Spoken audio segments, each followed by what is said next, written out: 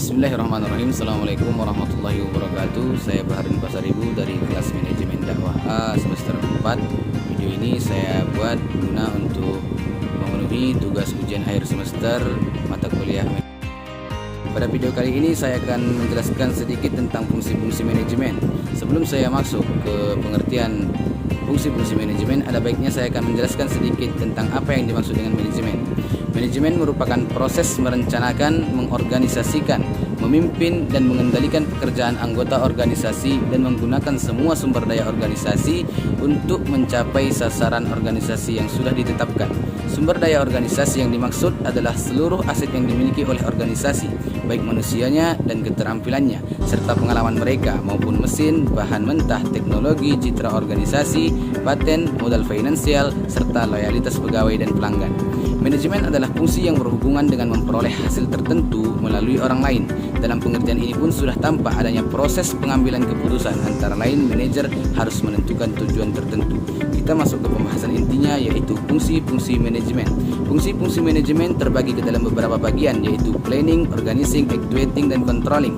Yang pertama kali akan kita bahas yaitu planning.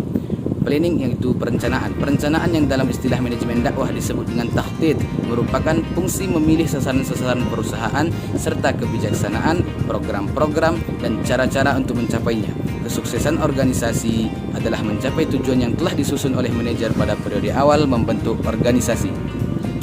Planning adalah sebuah proses di mana seorang manajer memutuskan tujuan, menetapkan aksi untuk mencapai tujuan itu, mengalokasikan tanggung jawab untuk menjalankan strategi kepada orang tertentu, dan mengukur keberhasilan dengan membandingkan tujuan. Perencanaan dapat juga dibatasi pengertiannya dalam hal menggariskan kegiatan dalam waktu yang tersedia, penentuan tujuan tepat dan kebijaksanaan pokok, seraya merumuskan garis besar kegiatan dan metode kerja. Perencanaan atau planning ialah pemilihan atau penetapan tujuan-tujuan organisasi dan penentuan strategi, kebijaksanaan, proyek program, prosedur, metode sistem, anggaran, dan standar yang dibutuhkan untuk mencapai tujuan.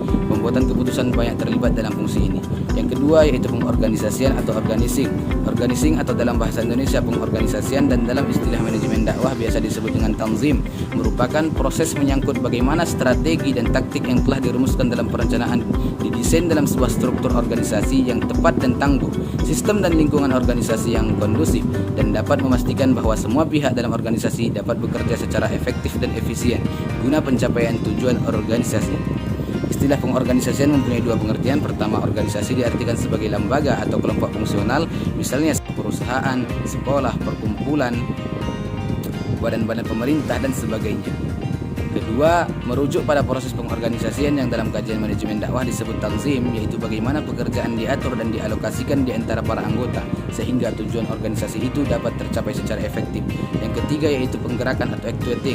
Setelah perencanaan disusun secara matang dan kemudian dilakukan pengorganisasian kerja, maka tahap manajemen berikutnya yaitu penggerakan atau actuating. Istilah dakwahnya yaitu taujih, penggerakan terhadap orang-orang yang sesuai dengan rencana dan organisasi yang telah ditetapkan. Yang keempat yaitu pengawasan atau controlling. Fungsi manajemen yang sebelumnya tidak akan efektif tanpa fungsi pengawasan atau controlling, atau sekarang banyak digunakan istilah pengendalian.